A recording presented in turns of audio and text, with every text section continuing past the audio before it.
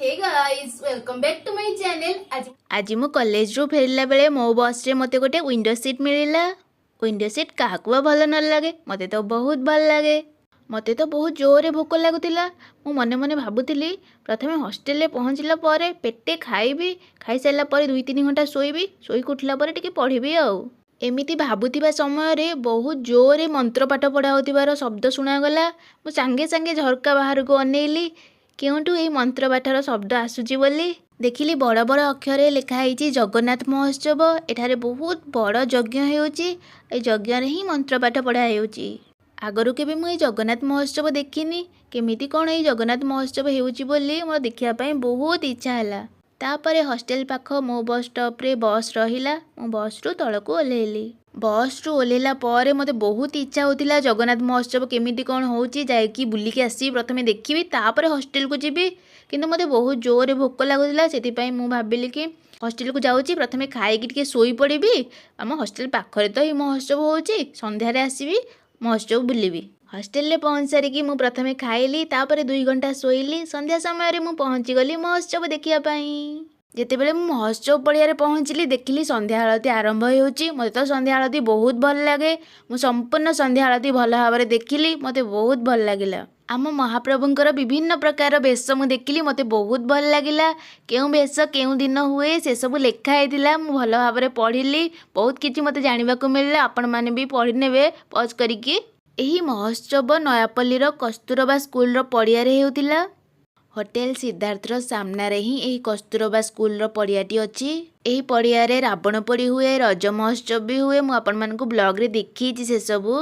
आम हॉस्टल रु यही कस्तूरबा स्कूल पड़ियाटा बहुत दूर हो जदि मु मेन रोड रे आसी थांती। मेन रोड रु बहुत दूर हो सेतिपई मु शॉर्टकट रास्ता रे आसिली।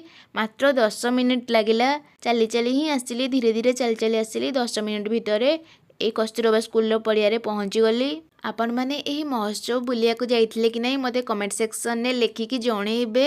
एबे तो एही महोत्सव सरी जाइची। एही वीडियोटा एडिट करिया पई मु भूली जाइतिली, आज ही एडिट करूची।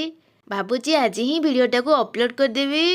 काली मो हाटरू परिबा आनिके आसला बेले देखिली आम हॉस्टल पाख मंदिर प्रतिष्ठा हेउची।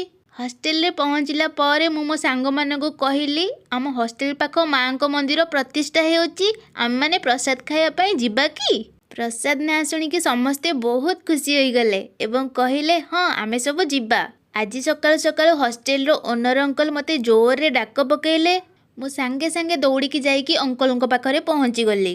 अंकल कहले आम हॉस्टल पाख माँ को मंदिर प्रतिष्ठा होउची, सेति पई आमको इनविटेशन आसीची। 2 दिन हैला इनविटेशन आसिलानी। मु तुम मानको कहिया पई भूली जाइची।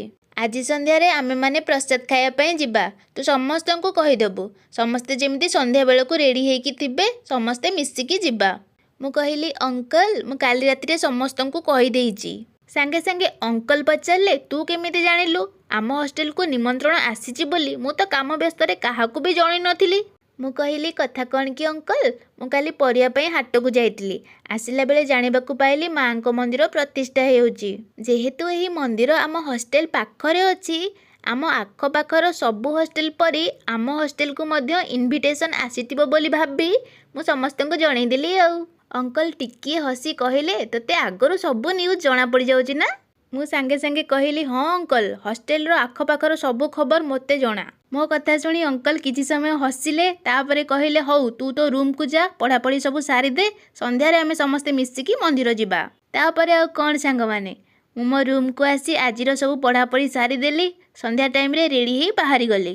तापरे मु मो भौणी को कहली जा अंकल को डाकिबो, समस्ते रेडी होई गलेनी। किछि समय पर मो भौणी आसिकी कहिला अंकल को देहटा टिके भल लागुनी, से जिबेनी, आमे माने मिसिकी जिबा बोली कहिले। आउ किछि टंका देइचंती मंदिर रे देबा पई। तापरे मु पचारली एही टंका आमे दान बाक्स रे पकेइबा ना टंका रखिकी जे रसीद देउचंती तांकू देबा?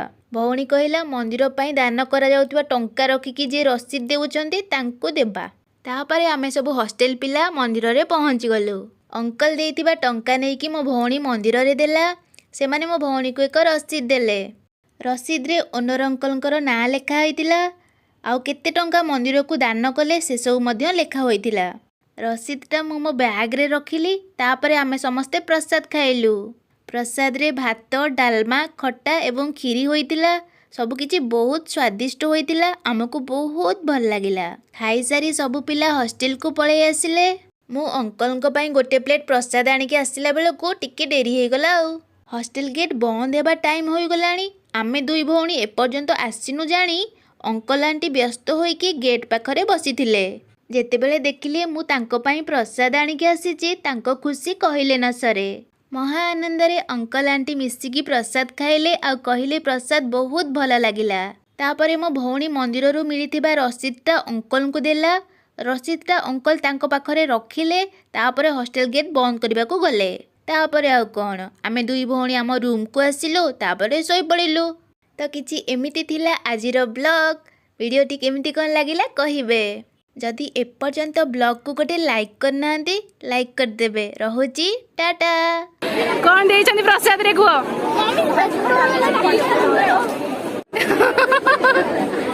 ଝିଅ ଟାଟା କର। ଖାଅ ଖାଅ ଖାଅ ଖାଅ। ହାତ ଧୋଇବ ନା?